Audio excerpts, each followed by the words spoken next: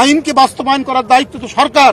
তার অর্থমন্ত্রী বলছেন যে চাঁদাবাজি বেড়েছে 5ই আগস্টের পরে, তাহলে তো আপনাদের আর ক্ষমতায় থাকার বৈধতা তো আপনারা নিজেরাই নষ্ট করুন। 5ই আগস্টের পর চাঁদাবাজি বেড়েছে, তাহলে তো আপনার সরকারই নিজেদের ব্যর্থতার কথা বলছে।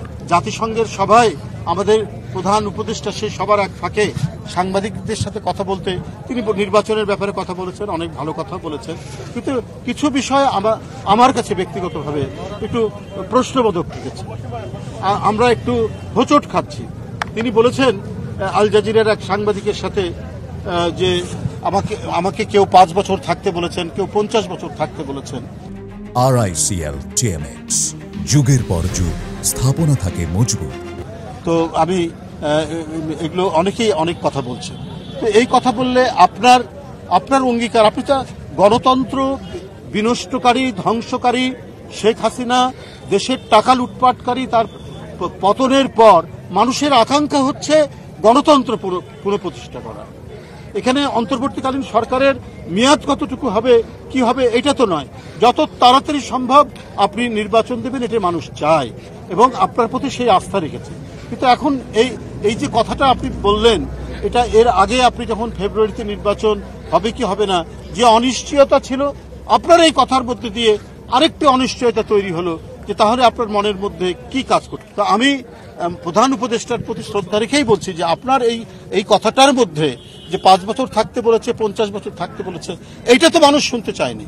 মানুষ শুনতে চায় যেটা আপনি গণতন্ত্রকে শক্তিশালী করার জন্য আপনি কি করছেন, এবং গণতন্ত্রের অত্যন্ত নির্ভরযোগ্য স্তম্ভ হচ্ছে নির্বাচন, অবাধ সুষ্ঠু নির্বাচন। এইটা নিয়ে বিভিন্ন অনিশ্চয়তা তৈরি হবে আপনার কথায়, এটা তো মানুষ প্রত্যাশা করে না, কখনোই এটা মানুষ প্রত্যাশা করেনি।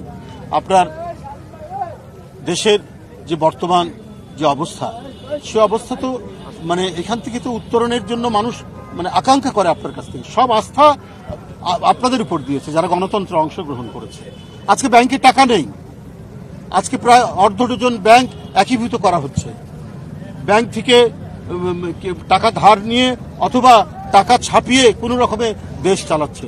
দেশ তো বিপর্যয়ের মধ্যে, দেশ তো একটা ভয়াবহ পরিস্থিতির মধ্যে দিয়ে যাচ্ছে। সবাই আশা করেছিল যে আপনি প্রধান উপদেষ্টা, আন্তর্জাতিক সম্প্রদায় বিলিয়ন বিলিয়ন ডলার ধার দেবে দেশের উন্নয়নের জন্য, কিন্তু কেউ কোনো প্রতিশ্রুতি রাখেনি, কেউ কোনো টাকাই দেয়নি। আজকে একবার শূন্য অবস্থায় ব্যাংকগুলো পড়ে আছে। আপনার তো 1 বছর পার হয়ে গেল। আপনার অর্থ উপদেষ্টা বলছেন যে 5ই আগস্টের পর চাঁদাবাজি বেড়েছে, তাহলে তো আপনার সরকারই নিজেদের ব্যর্থতার কথা বলছে। চাঁদাবাজি বেড়েছে, এটা তো একটা সামাজিক অপরাধ। এই অপরাধ দমন করার দায়িত্ব তো সরকারের, কোনো ব্যক্তির নয়, কোনো রাজনৈতিক দলের নয়, সরকারের। তাহলে সরকার নিজেই নিজের ব্যর্থতা আপনারা স্বীকার করে নিচ্ছেন। কেন চাঁদাবাজদেরকে ধরা হচ্ছে না? কেন চাঁদাবাজরা বিভিন্ন জায়গায় দাপট তৈরি করছে? আমাদের দলের যেগুলো নাম আসছে আপনাদের মিডিয়ার মাধ্যমে বিভিন্ন জায়গায় আমরা তদন্ত করেছি, অথবা কোনো গুরুত্বপূর্ণ যদি হয়ে থাকে বিষয়টা, যদি আরো জটিল খারাপ বিষয় হয়ে থাকে, আমাদের ভারপ্রাপ্ত চেয়ারম্যান সাথে সাথে বলেছে আগে বহিষ্কার করেন, তারপরে তদন্ত করবেন।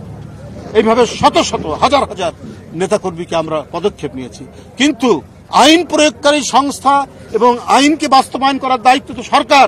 তার অর্থমন্ত্রী বলছেন যে চাঁদাবাজি বেড়েছে 5ই আগস্টের পরে, তাহলে তো আপনাদের আর ক্ষমতায় থাকার বৈধতা তো আপনারা নিজেরাই নষ্ট করছে, আপনারা নিজেরাই সেটা হারিয়ে ফেলেছে।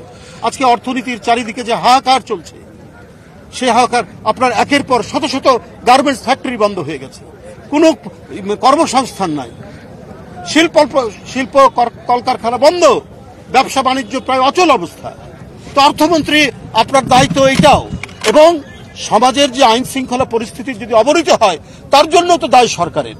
আর আপনারা বলছেন চাঁদাবাজি বেড়েছে। তো এগুলো দিয়ে শাক দিয়ে মাছ ঢাকা যাবে না, কখনোই যাবে না। আজকে যদি একটু সরকার যদি দুর্বল থাকে,